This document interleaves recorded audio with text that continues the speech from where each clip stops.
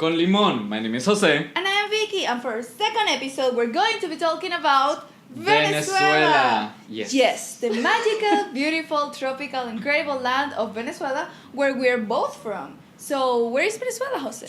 Well, Vicky, Venezuela is on the northern part of South America, right between Colombia and Guyana, on top of Brazil, south of the Caribbean Sea.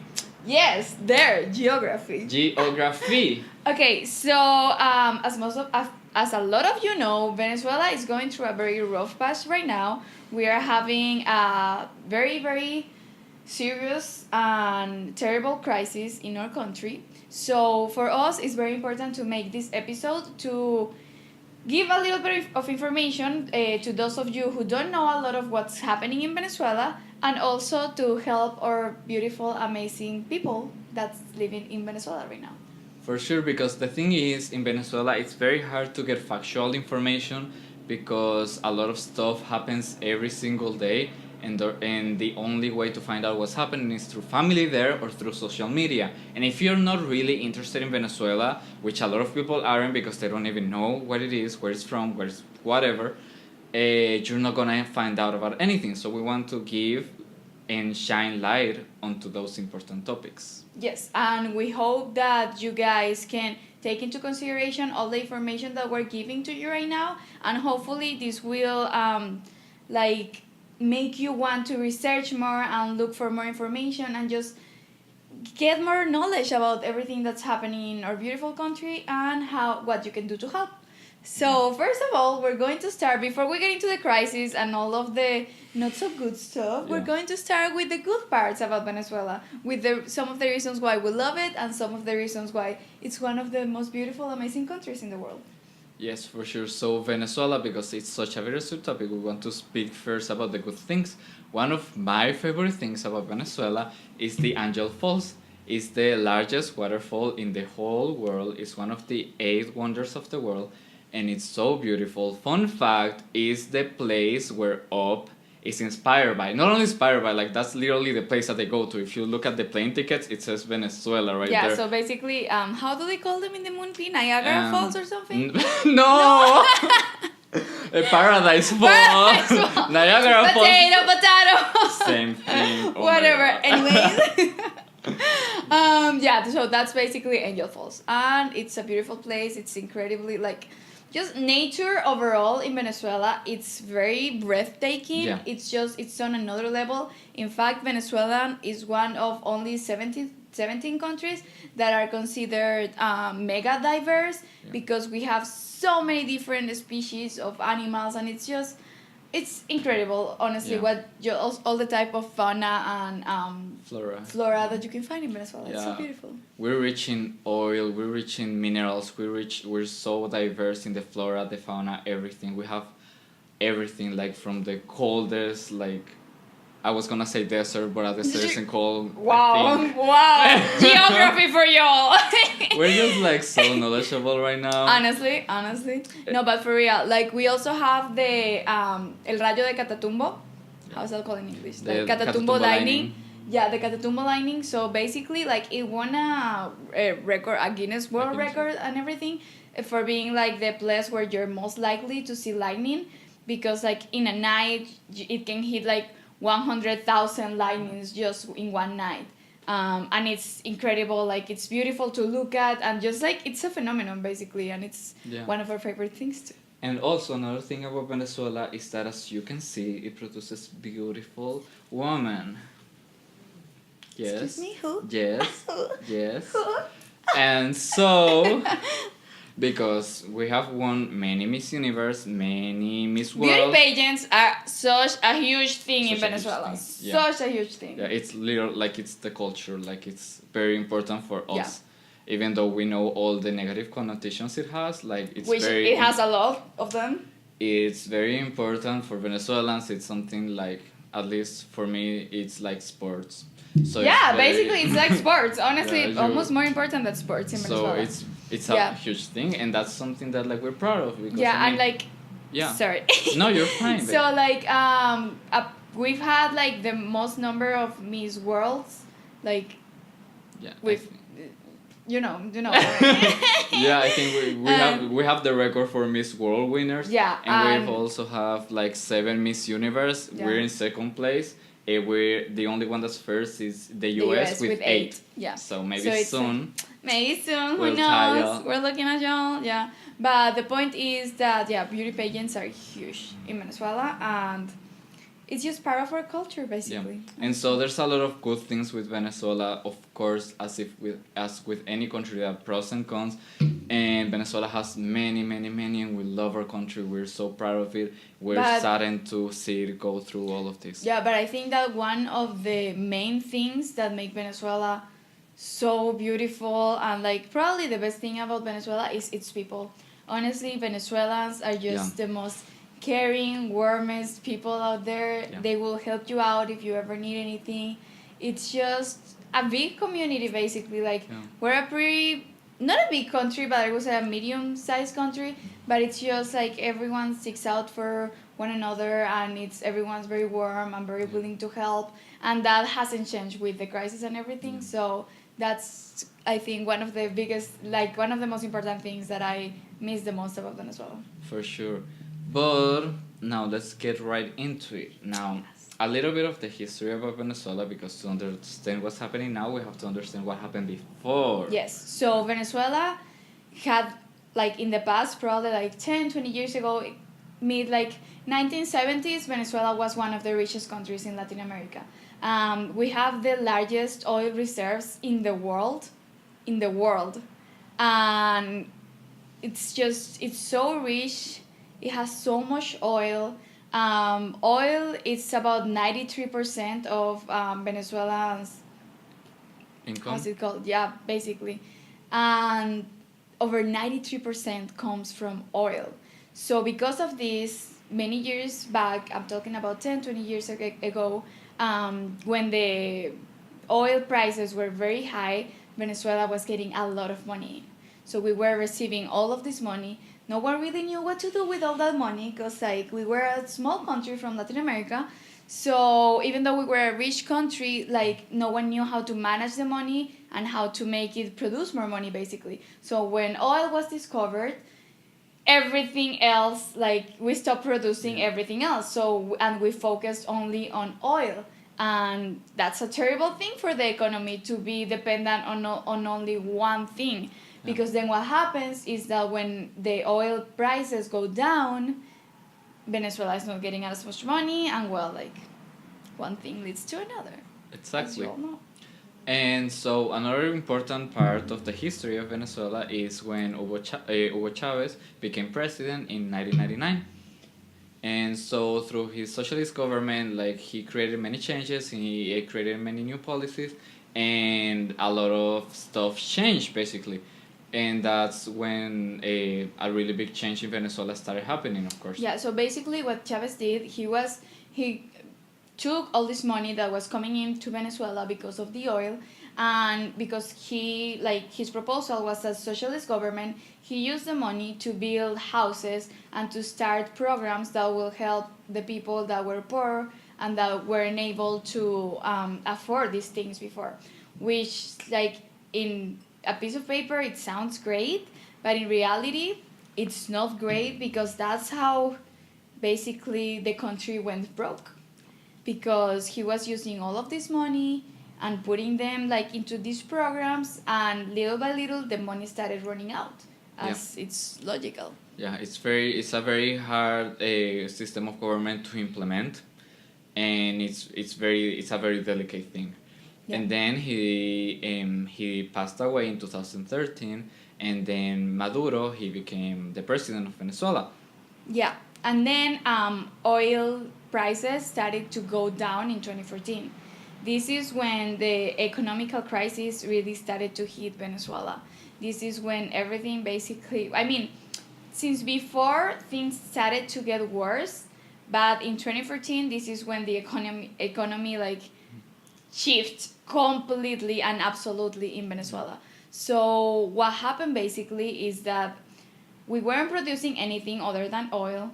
Oil prices started to go down, and whatever we were importing from outside we started to get less food and medicines and everything because like companies didn't want to invest in Venezuela.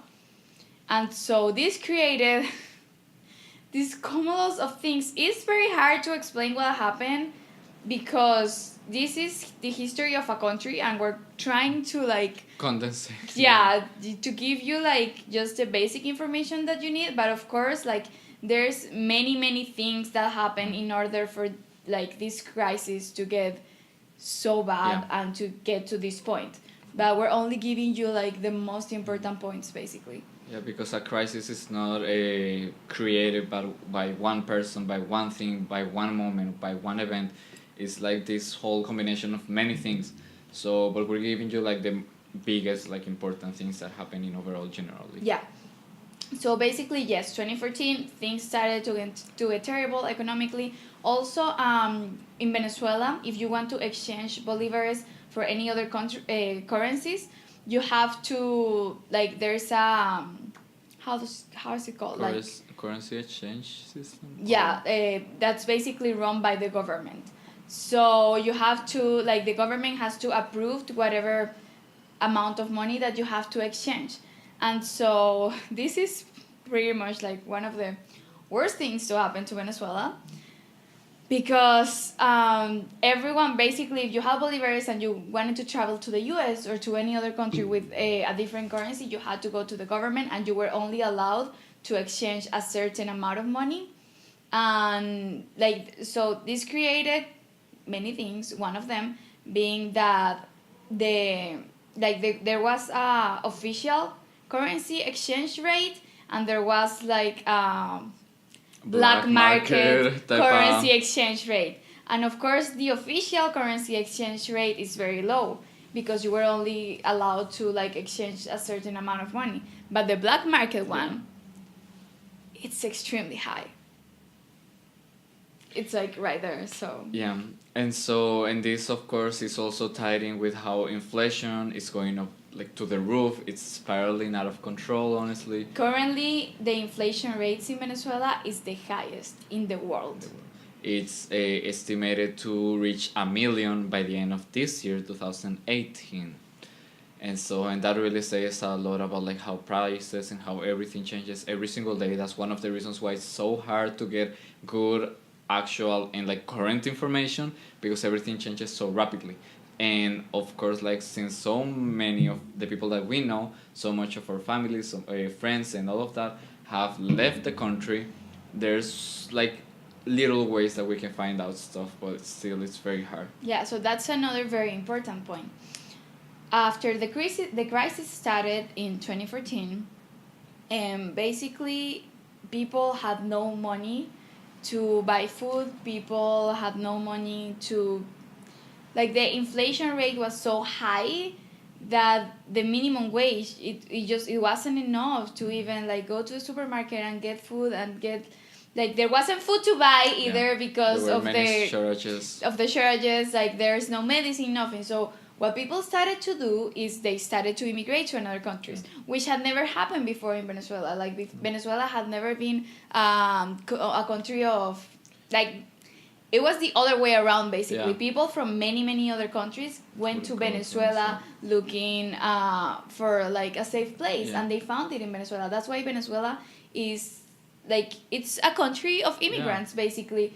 Like there's many nations that went there, and that's why we're very rich in cultures and stuff. Yeah. So when the opposite started happening, when people started leaving Venezuela, it was mayhem. Basically, it was just. Very unexpected for everyone, even for us when we came here. Like it's never before. Like when we were little, we would have never thought that we were going to live in a country other than Venezuela. Honestly, so it's something that had never happened in the country before, and now we are the highest asylum seekers in the United States, like in front of Mexico, El Salvador, and many other countries. We're the number one asylum seekers in the US. There's like over 10,000. How was it? I'm not sure. We have a lot of data for you guys, But it's a lot. It's somewhere. It's like Yeah, and so in all of this, I mean, it happens because of all the food shortages, the medicine shortages, like the violence and the criminal rates are through the roof. It really is something like it's not an environment that I would recommend or I can even imagine anyone living in. So that's why like so many people has have to leave. So many of the people that we love, and including ourselves. Yeah.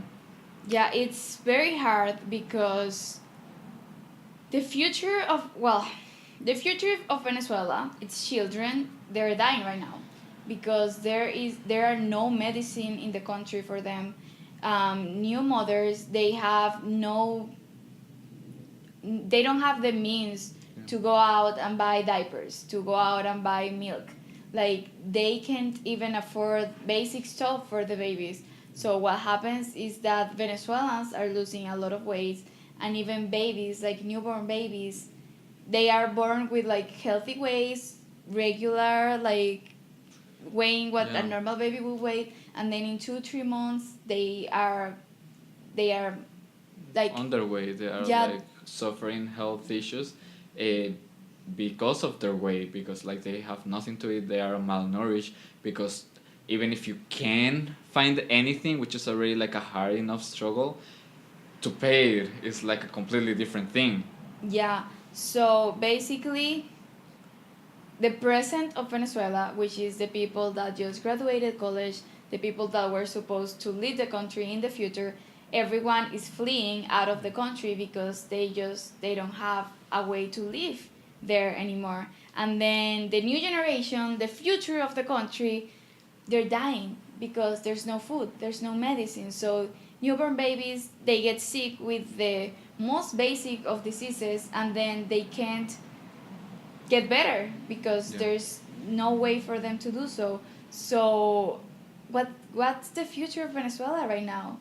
A lot of doctors, about 13,000 doctors, have left the country. About 20% of the medical personnel has left the country. So that like really leads to that really shows like the state that we're in right now. And then the ones that stay there, like in the hospitals like over 60% of the hospitals are running without baby formula. They're running without basic things like gloves and just basic medicine that you need to treat everyone. So they're over capacity because there's so many cases of malnutrition and just people that can like what's happening. They're calling this the Maduro Diet. So people are basically having to choose between having like one meal a day or 2 meals a day because they can't afford to buy food. So a mother has to choose if she gives food to one of her kids, like the 3 meals, or if she gives just one meal to 3 kids, for example. So it's heartbreaking. Yeah, and it's out of control, and it's hard to know and try to imagine when it can get better. But by the end of this video, we'll give you like many resources and many ways that maybe you can help out, and that way help Venezuela and the people there, because it's really something that it's a crisis, and it's the only way to get better and to like get out of it is through helping each other. Yeah, and like the crisis, like the food shortages are so bad that people, first of all, you need something called el carnet de la patria, which is basically like an ID to be able to buy food and groceries and stuff like that. And because of the shortages, people have to stand in line for hours. I'm talking hours. I'm talking, for example, like a truck of, I don't know, rice comes in, and instead of being able to just walk into a grocery store and buy it, you have to stand in line for hours. A new study showed that Venezuelans spend over 30 hours a week. 30 hours a week in line to buy food.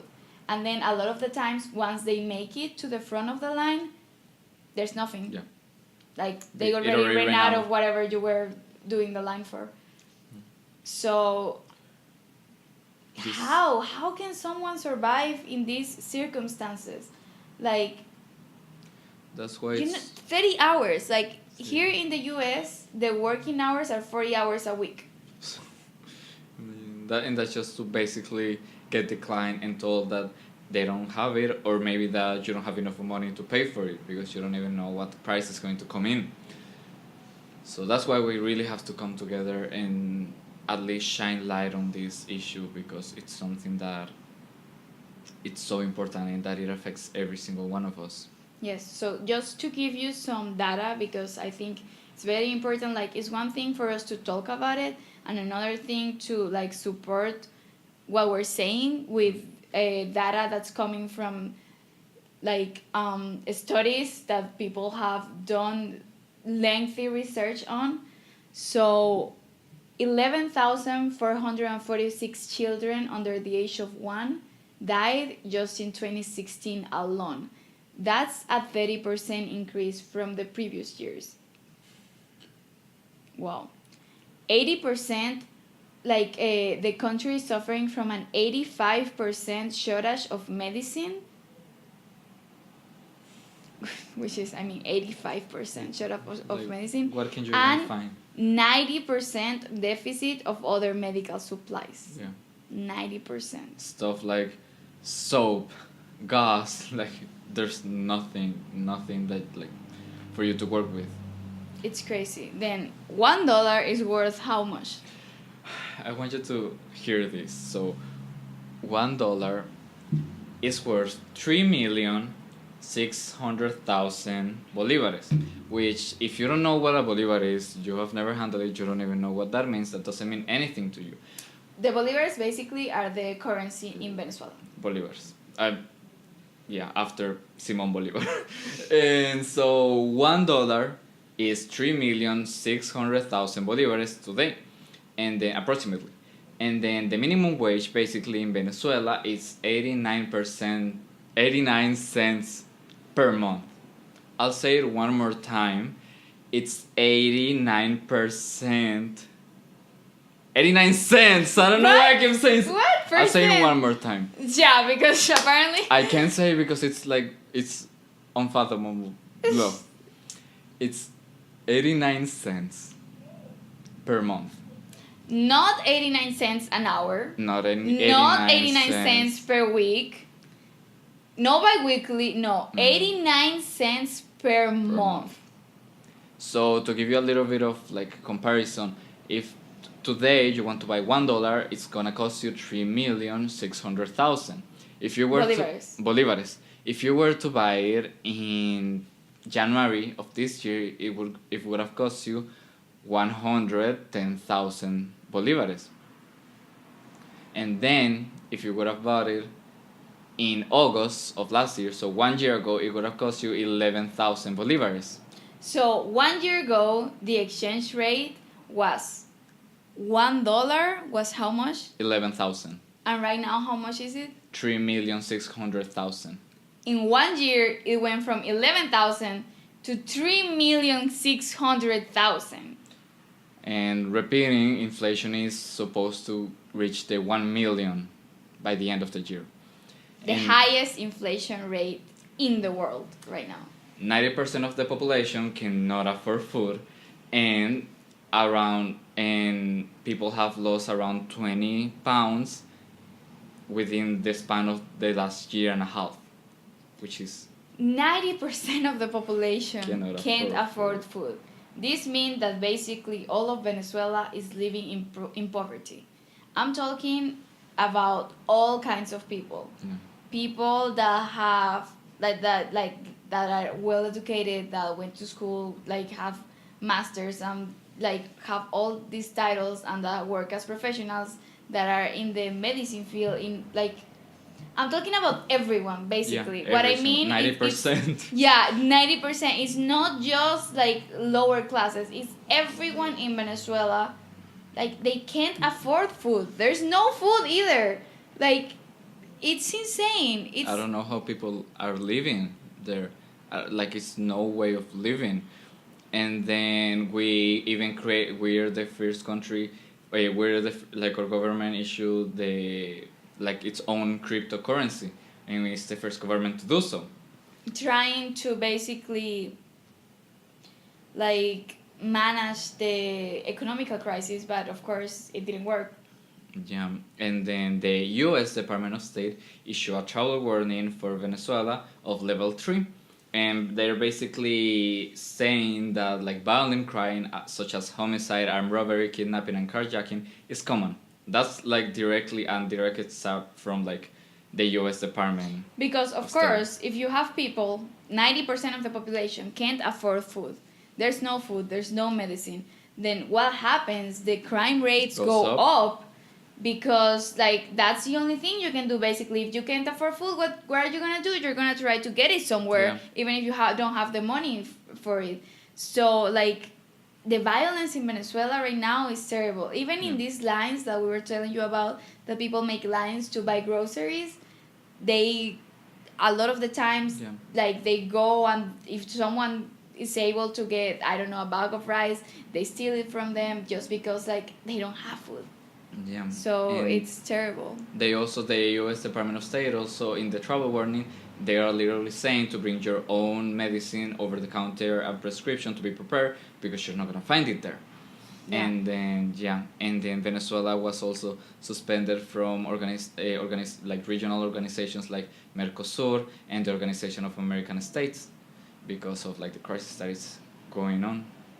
Yeah, so what we're trying to say here is that the crisis in Venezuela, it's very deep, and it's not something that can be fixed easily. It doesn't have an easy fix. It doesn't have an easy way out. This is something that it's gonna take years to get better, and it's a very terrible crisis that is affecting everyone in Venezuela. It's something that the world should care about because it's unprecedented. No one saw this coming. It's a human rights issue because we have little kids dying just because there's no medicine. People started eating out of trash cans because that's the only food they could find. And because of this, many illnesses that had been eradicated in the past from Venezuela, they came back, like malaria. Yeah. It's something that I think there was like a 70% of increase in cases of malaria in Venezuela. And kids die from simple things like flu because they don't have medicine to get better. Kids die of malnutrition every day because they don't have food. So it's hard for me to talk about this, honestly. It's a very sensitive issue because it's my people. Like, I come from there and I feel very powerless most of the time just because there's very little that you can do in a situation like this. That's why so many people have migrated out of the country. The number of Venezuelan abroad have increased from like 7,000 to around 1,600,000 between 2015 and 2017. Which is, I mean, unheard of. It's unbelievable. And honestly, my heart goes out to all of the Venezuelans that have decided to leave the country and go find a better future out there. It takes a lot to leave your entire life behind, your family behind, especially because if you're coming from Venezuela, we just told you the exchange rates and how crazy they are. So even if you have a lot of money in Venezuela, that's not a lot of money in any other country. Exactly. So people are literally like there's have been like hundreds of people that are walking walking from Venezuela to Colombia just because they don't have the means to buy a plane ticket or a bus ticket or anything. So they're literally walking hundreds and hundreds of miles to get to Colombia, and it's unbelievable. People are so resilient and so strong and just trying to get the best out of this terrible, terrible situation. It's hard to obtain like current statistics, but around 2 years ago, just to give you some perspective, a dozen of egg was $150, basically, like in the conversion. Then 2 pounds of pasta was $300, and then half a kilogram of ground coffee was about $200. Okay, so let's put that into perspective. 2 pounds of pasta how much did you say it was in bolivars? In dollars, sorry? It was 300 Bolivars. Okay, so 2 pounds of pasta are $300 in Venezuela. How much are 2 pounds of pasta here in the US? Like $2-3. Wow. So same 2 pounds of pasta that will cost you $3 here in the US will cost you $3 in Venezuela. $300. Sorry, $300 in Venezuela Yeah. because of the inflation and because how much food shortage there is right now. But even though all of this is very bittersweet, all of this is very sad, there are ways which we can help, even if it's a little or even if it's a lot. Anything really does make a change, at least in one person's life and present. Yeah, so that's the reason why we're making this video basically, because we want to give you all of the information of what's happening there right now and also all of the ways that you can help the country. So first of all, a very good way that you can help Venezuela is first of all getting informed. Do not just take our word for it, but go out, research, Google what's happening in Venezuela, read the articles, read the news, everything that you can find. Don't trust just one source, because there are many sources out there that are very biased. Yeah. So if you trust completely just one source, you're not gonna get the complete story. You're not gonna get all of the information on what's actually happening. So to really understand how the crisis started, how everything went down, you need to do deep research and just investigate a little bit of what's happening in Venezuela. It's not hard because the situation is so bad that there's plenty information out there. Every single day there's a new thing coming on. Yeah. Actually, just a few days ago, there was an assassination attempt on the president of Venezuela, Nicolas Maduro. It was a failed attempt, but still, that just shows how desperate and how not only that, but how uneven the situation is. It's very fragile right now. Yeah. The little things just can completely change people's lives in Venezuela. Yeah. So it's just terrible what's happening in Venezuela right now, how much people are suffering. But anyways, the point is that to help, you need to get informed and be on the know and know everything that's happening on the daily basis, because every day things change. Yeah, to do that, we also recommend you to get into social media. That's where people from Venezuela give news and give updates on what's happening there. And to help Venezuelans, we also encourage you to share the information that you find. That's extremely important. We live in an era where information is at our fingertips, and social media allows us to stay connected to one another, and that's the only way to spread the message and to spread the voice on what's happening in the country. So all of the information you find, share it with everyone so that everyone knows and everyone stands in the so that everyone really can open their eyes and realize that what's happening in Venezuela is terrible and we should all care about it and we should all try to help. Yeah. That's a very important way, and a very easy way also to help the country. Yeah, talk about it, start conversations, but also take action. Help the Venezuelans that are in your country, the people that are struggling, that just are recently there, and the people that also have been there for years that are suffering enormously because they have the burden of their past. Yeah, we need you to understand that, first of all, immigrating in general is extremely difficult. Yeah. It takes a lot of courage, a lot of strength. It's leaving your life behind, your family behind, everything that you've known behind. For Venezuelans, learning another language, in many of the cases, if they're going to a country that speaks another language, then all of this, it's a lot of sacrifices, because everyone's just trying to find a better future for themselves, or at least food to eat on the daily basis, just security basically. And sadly, Venezuelans have been met in many countries with hostility and resentment. Basically, yes. So we encourage you all, please, if you know any Venezuelans that are living in your country, in your state, in wherever you may be living, please help them and understand them a little bit and help them in every way you can. If you can give someone a job, if you can simply support, like provide moral support, anything, even the smallest thing can really change someone's day or their lives. So please keep in mind all of the hard work that it takes to get there where they are, and keep in mind the situation that they're coming from, how hard it is, how, like, imagine if it were you in that situation, what you will do, and then try to help them, like, with as much as you can. Also, you can take very direct action by donating to people that are struggling because of this situation, people that are living in Venezuela. There are many different organizations that are helping people there.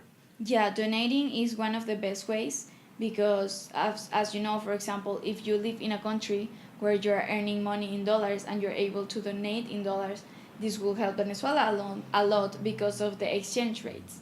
So something that for you maybe just change, like if you have $10, and like a lot of us, we use $10 on a daily basis just on food and small stuff like that, but $10 in Venezuela can be used for a lot more. That's a year's salary. That's a year's salary, probably. For a minimum wage person. Yeah. So more. If you can, and you feel like,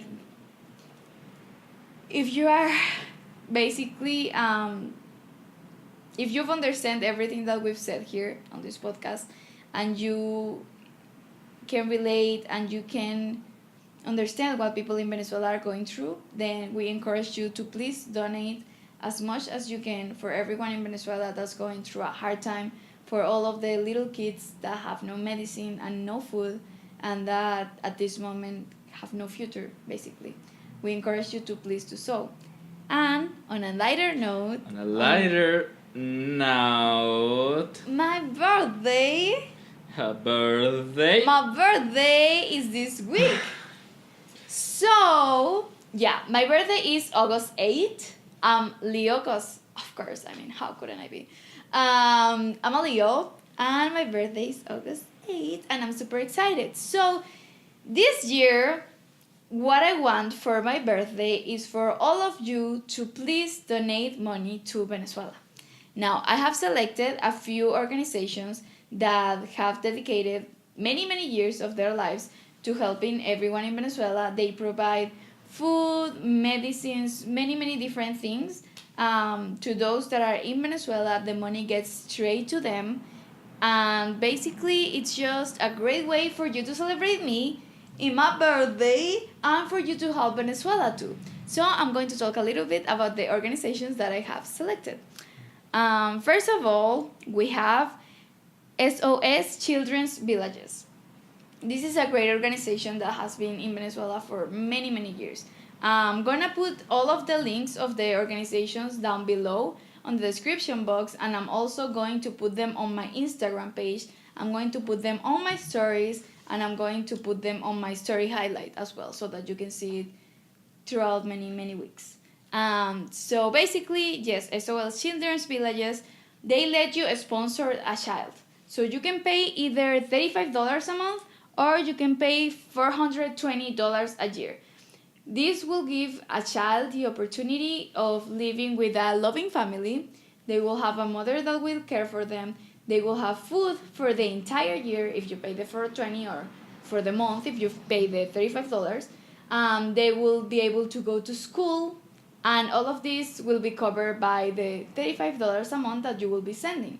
So this is a great organization that I really stand by, and I love that you get the opportunity to work with one children specifically, because you get to create a relationship with them and to really see what the money you're investing, how it's changing someone's life, basically. So if you're able to do so, please donate to this charity. It will mean the world to me, and I know it will mean the world to that person that you will be donating to. So this is my first option. What's my second option? So her second option for her birthday gift is Cuatro por Venezuela, which was started in 2014 by 4 Venezuelan women, and that they live in the US.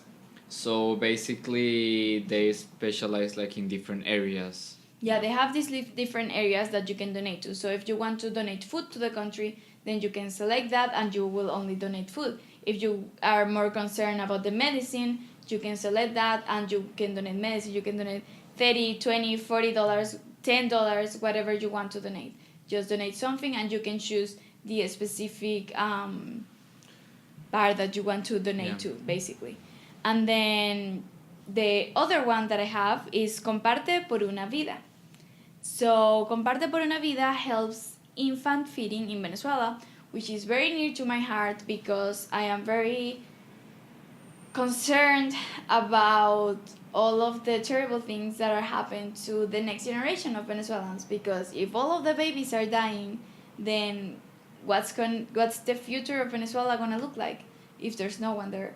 So this is a very concerning issue, and this is why I love this organization, because it helps feeding infants. It gives just many products to new moms and newborns and to allow them to grow and grow strong, and this is very important. So basically these are the three organizations that I have selected. I just want to say that I am in no way related to any of them. I will not be making any money if you do decide to donate to any of these organizations. They don't even know that I'm doing this, but I want to encourage you to do so, because it is very important for me to help, even in the smallest way, to help the people in Venezuela to get better, to get back on their feet, and to be stronger, because I know we can help them achieve a better future, basically.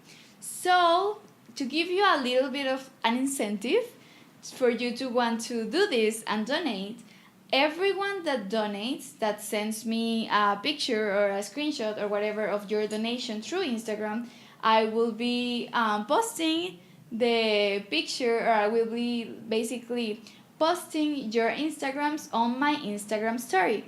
So if you do donate, please let me know. Please write, you can contact me through DM, you can just comment on my pictures, or you can comment here on this video, and I will post you on my stories, and I will thank you for donating. And also I will be sending you a personalized video thanking you for all your hard work, thanking you for wanting to help Venezuela, and just thanking you for wanting to change the world and change lives, because that's what you will be doing if you do decide to donate. Definitely. It's something that is very important, that if you do decide, we often try to figure out ways to make and leave our marks in the world and to really affect someone's life. This is a good way of doing that, because it's people that are in dire need.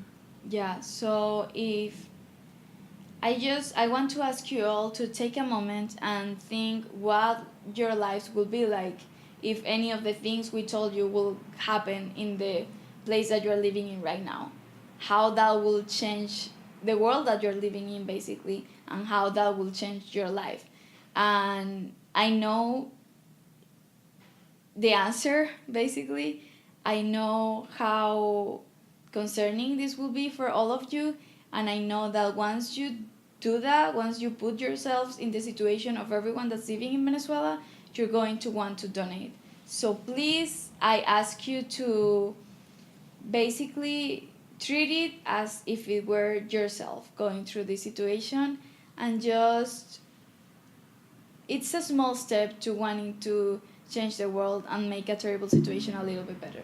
Yeah. So I thank you in advance, because I know all of you are wonderful, incredible people with the biggest heart in the world, and that's why I like to do this for you. That's why that's why we put time to share ourselves with you all, and I know that you will find it within you. If you can, please don't, if you don't have the money, that's completely fine. Yeah. Just do it within your own possibilities. But if you can do it, I know that you all will. So thank you in advance for that.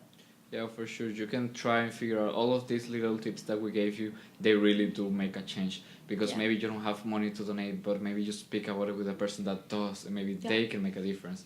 So really just like try to get the word out. Yeah, and also it doesn't have to be like $100. It doesn't have to be 50. It can be like $5, and that alone will change someone's life. Yeah. So please take that into account for sure. And that's a little bit of a sneak peek into Venezuela and the situation that's happening right now. And to close out the episode for this week, which is something that we really wanted to do, it was so hard, but it's something that it was also very important for us. Yeah. To close it out, for Limon's quiz segment. Limon's quiz segment of the week is... What is it? Eclipse season. Yo, I cannot stress this enough. Eclipse season has been messing with our lives. Vicky, what is eclipse season? Well, Jose, funny you ask. Eclipse season happens a few times a year. So basically, eclipse season is... This year, eclipse season started like mid-June. And it's gonna go up until August 11. And during this time, we have many eclipses in our beautiful planet. And what this means, what? Eclipses in a beautiful planet. Whatever, like I'm no astrologist, I'm just like stating facts. Because facts are facts. Astrologist or astronomer? Neither. Neither. Anyways, eclipse season. Yeah, so eclipse season is gonna go up until August 11th. And basically it's a time for us to renew ourselves, to accept change, and to leave everything that's wrong or everything that's toxic, to leave it behind, change, and become better for the future. That means we're going through very bad things right now. We're struggling a lot. Everything feels messed up because it is. So lately, these past couple of weeks, it's been rough, y'all. It hasn't been easy. Everything, but at least we have eclipse season to blame on. Exactly, so that's what we've been doing. You should, like, how else can you, like, it's perfect to avoid blame. Like, before we had to, like... So you fall, eclipse season. Tripping, eclipse season. Like, you lost money. Eclipse season. You spill something on your clothes, which happens to me every day. Eclipse season. Everything that goes wrong, it's because eclipse season. Yep. And the gag is that this eclipse season, it's coming with like 6 planets in retrograde. It's a very special eclipse season. 6 planets, y'all. It's not only Mercury, it's like a bunch of them. So while eclipse season is asking us to embrace change and look into the future and leave everything that's toxic behind, the damn retrogrades are asking us to look back and reflect. How? I don't wanna. How? Like, how? I don't care like, for the it. Planets, like, what's going on, y'all? I don't know her. You can keep it. Honestly, I don't want it. But the good thing is eclipse season is near to. It's almost over. We're gonna have eclipse season on my birthday. But that doesn't matter because I know I'm going to have a great time because, like, eclipse season, you've been real, but I'm ready for you to go. Goodbye. And even though we're still going to have a few planets in retrograde, I don't care. I'm decorating right now that once eclipse season is done, we're all going to have, like... flawless skin. Yes. Our best lives. We're going to be living our best lives, period. I decorate it right now. Yeah. And that's it for the Limon's quiz. And as you know, bottoms up. Bottoms up, y'all. Oh, this is too far away.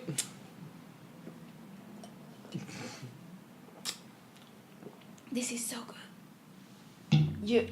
If y'all ain't drinking Papelón con Limón, y'all are missing out. You're missing out. This is meant to be seen or heard while you're drinking Papelón con Limón. So, like, get on it. If you're in the beach, like, just enjoying. Yeah. Enjoy the summer. Pay no attention to eclipse season. Yeah. If you are late somewhere, just blame it on eclipse season. Yeah. Everything that happens that's wrong in your life, blame it on eclipse season and then just move on, y'all. If your boss, like, why are you so late? Why are you 3 hours late? Eclipse season, it's not my fault. And they'll be like, oh, okay. I get it. You're right. You know like, what? Me too. You need a bonus. Here.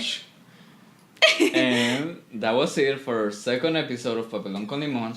Thank you for tuning in. Thank you for watching. Thank you for listening. It means a lot to us that you guys want to see us just talking.